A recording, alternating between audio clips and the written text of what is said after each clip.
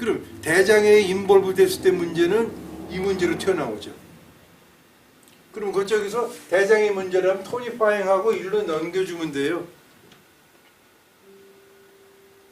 그 넘겨주는 작업은 아주 쉽게 넘겨주죠. 왜 넘겨줘야 되느냐? 이러한 증세가 뭐 며칠 안 됐고 몇 주 안 됐으면은 침을 이렇게 쓴 이것만 소위 말하면 대장 전격을 쓰겠죠. 그러면 뭐 예를 들어서 한 8, 90%그 자리에서 정리가 돼요. 근데 이것이 60, 70%로 떨어졌다 그러면은 간 기능까지 연계가 안 된다. 왜냐면 유수도가 된 거에 몇 년씩 걸린 거예요. 그럴 때는 인위적으로 침을 하나를 써가지고 일로 연계시킨다고 제가 링크 시키는 거라고 가르치고 있어요. 그렇게 되면 다시 한 20, 30%가 메이크업이 돼요. 그거 사실 여러분들이 좀 아셔야 현장에서 많이 유용하게 쓸 수 있을 거예요. 그러니까 대장을 보호한다 그러면 일단 본경이 있고 원경이 있고 그러겠죠. 일단 본경을 하는 거예요. 그러면 곡지 보호하고 양기를 사하면은 상향이 만들어지는 거죠. 그걸 일로 갖다 들이미는 거예요. 그럴 때는 행간을 보여버리거든요. 그러면 4개 플러스 1 하면 이것이 통일이 돼버리는 거죠. 그건 어드밴스 된 거예요. 상암침에서 한 발자국 더 앞으로 나간 게 되는 거죠. 그 다음에 한 자리 더 쓴 다음에 여기까지에서 여기까지 오게 되죠. 그런 식으로 우리가 활용할 수 있는 오수열의 관계예요. 이 오수열은 아까 말씀드린 대로 표리 안에 숨어 있던 거지 그게 별도로 특별한 징적이가 아니다. 음은 음대로 양은 양대로 극하고 생해왔는데 오보하는 거죠. 양이 음을 극하되 그리고 부가 음을 극하되 부가 장을 극하는 관계를 표시한 게 오수열이다. 그러니까 표리 안에 이미 다 들어가 있는 거죠. 따지고 보면.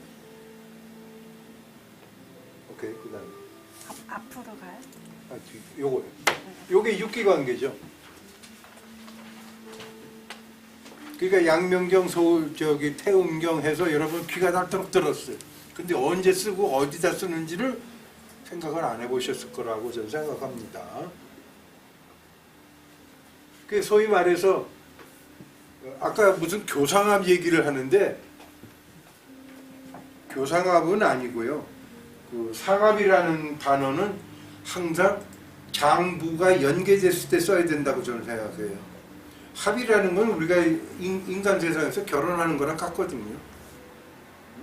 그렇기 때문에 여기서 이제 상합이라는 것이 사실은 아까 오수열 관계가 상합인 거예요. 근데 오수열은 아는데 상합은 처음 듣는다 하는 분이 꽤 많아요. 그게 같은 말입니다.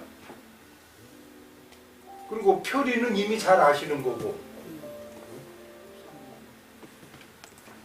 그러면은 요 내용에서 보면 요게 폐대, 위비, 심소, 방심, 포초, 단간에서 12경에 흘러가는 순서대로거든요. 여기에서 지금 상교라는 건 금길이 비폐 또는 심시 또는 간포 등등을 해서 같은 경 내에서의 밸런스를 말하는 거고 상통이라는 건 경에서 경을 오버하는 거죠. 들어서 아시겠지만 그러면 그런데 수적이 바뀐다. 그렇게 되어 있죠. 그래서 폐경이 태음이니까 태양경으로 넘어는 가는데 이것이 수태음이니까 족태양으로 넘어가서 폐하고 방광이 상통한다 이렇게 되어 있거든요. 그거하고 그 다음에 교통이라는 건 이게 크로스인데 아까 그 비슷한 정의에는 교상합이라는 게 바로 이 관계예요. 그러니까 장부 관계를 따지면 모두 11개에서 축소를 시키면 이 5가지로 결정이 나죠. 그러니까 이 5가지 정도는 찍어봐야 되는데 그것도 줄이면 첫째 상합, 표리, 상통 요 3가지 1, 2, 4번만 따져도 치료하는 데는 크게 문제가 없고 해놓으면 나머지는 스스로 생리적으로 자정이 되기 때문에 문제가 없다라고 얘기할 수 있다.